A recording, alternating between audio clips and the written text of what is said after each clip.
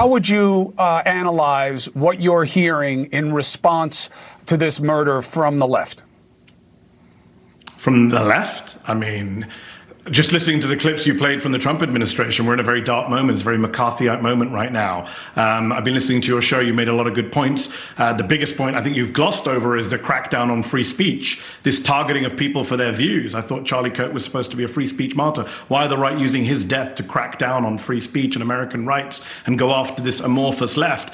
JD Vance lied today on the Charlie Kirk show when he said the statistics are clear that this is a left-wing problem. It's the exact reverse. Right, exact reverse. You look at the ADL Center for Extremism, which looked at 444 people killed by extremists between 2013 and 2022, 75% of them by the right. You look at the University of Maryland study that was done for their terrorism center, which found that from 1948 to 2018, right-wing extremists more likely to carry out violence than left-wing extremists. You look at the head of the FBI, who Donald Trump appointed, Chris Wray, who said the #1 domestic terror threat in this country comes from religious and racially motivated extremists, specifically white supremacists. You can keep going. The National Institute for Justice found that the majority of incidents since 1990, violent terroristic acts, were right-wing extremists. The single biggest day of political violence, Chris, in our lifetimes in this country was January 6th, 2021, when right-wing extremists attacked the Capitol, injured police officers. They were ideologically motivated. You and I agreed it was an insurrection at the time. So it's bizarre for Vance to go on TV or go online and say the exact opposite of what both the official statistics say and the think tanks say. All of our evidence tells us. I mean, there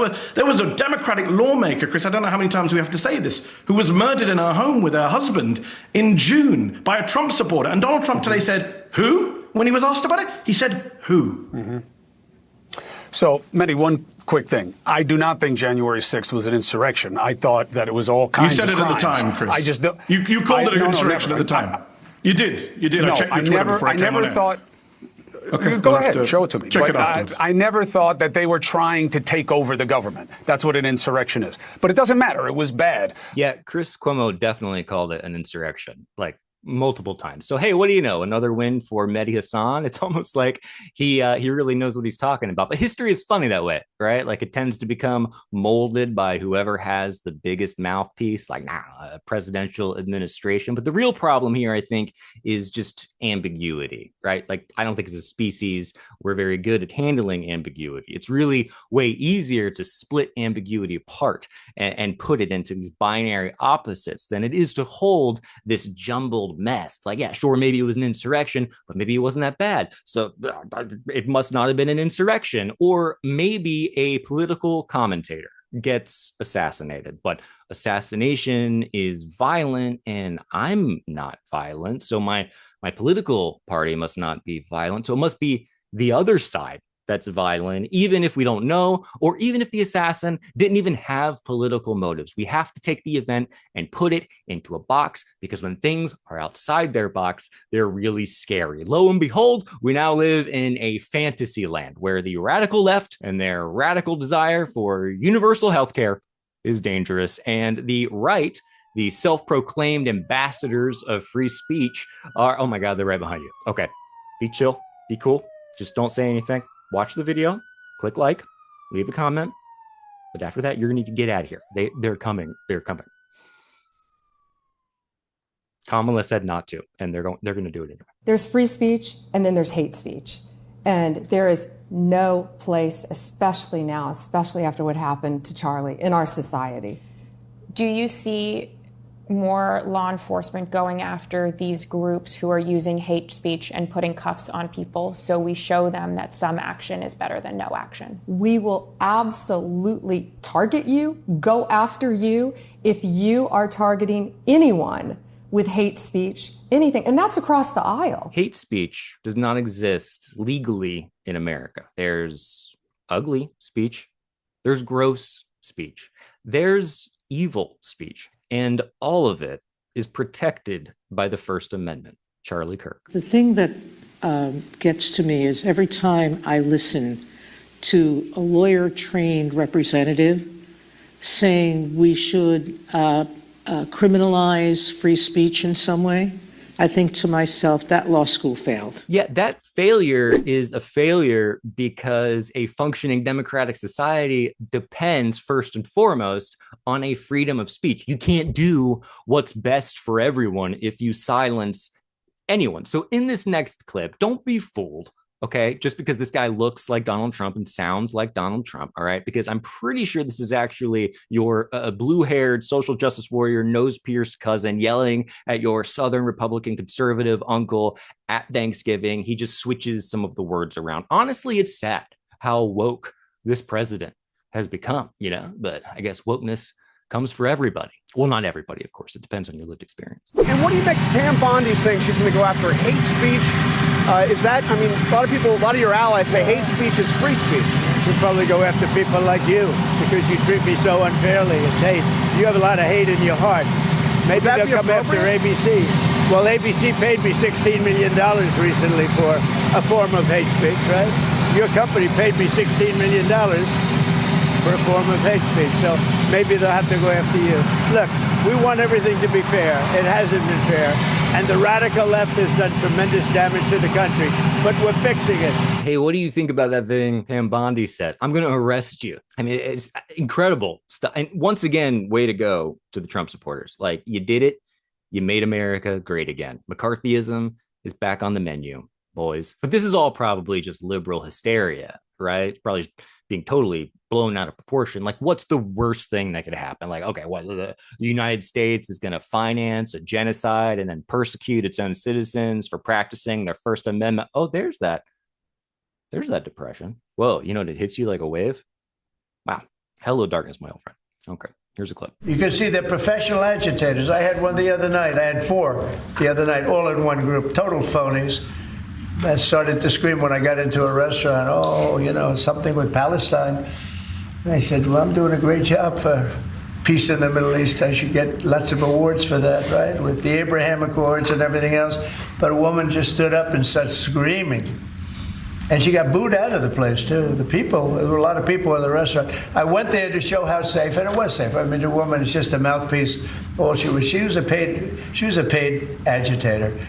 And you have a lot of them. And I've asked Pam to look into that in terms of RICO, bringing RICO cases against the criminal RICO, because they should be put in jail. What they're doing to this country is really subversive. I mean, in fairness to Trump, he probably was a bit scared when all of a sudden he was surrounded by a group of 4 or 5 women who were all over the age of 18. Like, I just don't think that's something he's really used to. You know, whatever happened with that whole Epstein thing? Remember that?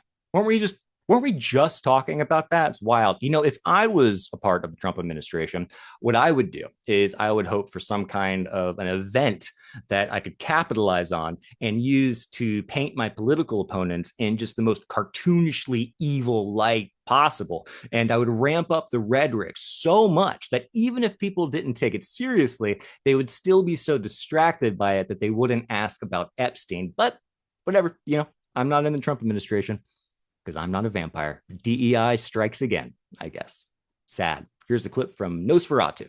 Party does not fight for, care about, or represent American citizens. It is an entity devoted exclusively to the defense of hardened criminals, gangbangers, and illegal alien killers and terrorists. Totally. Yeah, totally. Yeah, no, for sure. Yeah, dude. Yeah, no, I mean, yeah, that's for sure. Yeah, it's with the Democrat. Yeah, I've never met a Democrat who wasn't like, I love terrorism. You know, it's all they talk about. They're like, get us more terrorism. Where is the terrorism? It's crazy. So I think now Miller's rhetoric here is obviously so over the top that it's hard to take seriously, but maybe that's kind of a function of propaganda. Like, if the message behind the propaganda is to not ask questions about things like Epstein or the economy or genocide, then both crazy rhetoric like Miller's and calm, tempered down rhetoric serves the same function, which is to distract. So we've seen bad cop Miller. Now we're going to see good cop Langford to bring us home, to remind us that we're all super chill and we just need to calm down and tone down the rhetoric, because as long as you're talking about that, you're not asking questions. Just to follow up on what Stephen Miller is suggesting here, he said, quote, the Democratic Party is not a political party, it's a domestic extremist organization.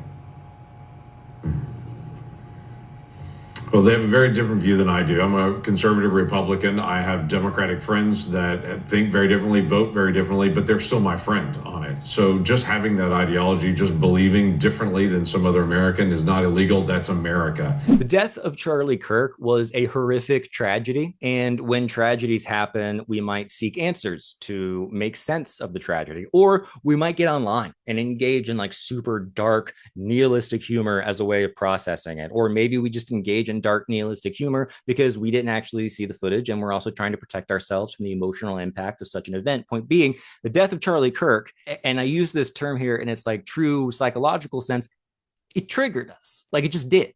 Right. I mean, I think it did. It unleashed all of the defense mechanisms, all of the tribalism. It confronted us with mortality. It blurred the lines between our digital lives and whatever life it is that we see when we look up from our screens.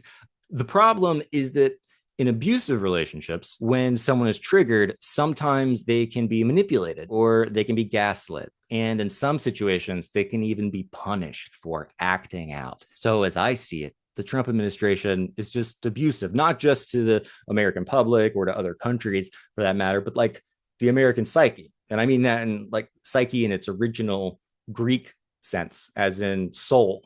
But it's also abusive to the memory of Charlie Kirk, who for all his faults, and there are many, many of them, all right, go somewhere else for that. For all his faults, I don't think he would have wanted to see the First Amendment trampled upon, especially not in his name, which leads me to one conclusion. There's something going on in those Epstein files. You know, I mean, the Trump administration would rather spit on the grave of one of their most devoted, loyal, largest mouthpieces, one of their best disciples, than have to actually answer questions about Epstein or the economy or a genocide. So, you know, I think that might be what's going on here. I think that this might be a lot of distraction. And it's also them really just becoming cartoonishly absurd, and they're kind of losing their touch a little. Oh, wait. Oh, they're here for me. Yeah, sorry. Pam Bondi's here. She said that I said something bad. I have to go to prison now. Oh, you're not even here. You were already taken too. Okay, I'm talking to an empty room. Is there a dog or a cat that's still in the room? I hope they enjoyed the video. If you can hear me ask for a lawyer, don't say anything. All right. I got to go. I got to go get arrested. You know, I didn't have it on my agenda, but I'm not, surprised. Anyway, bye, guys. Very inconvenient.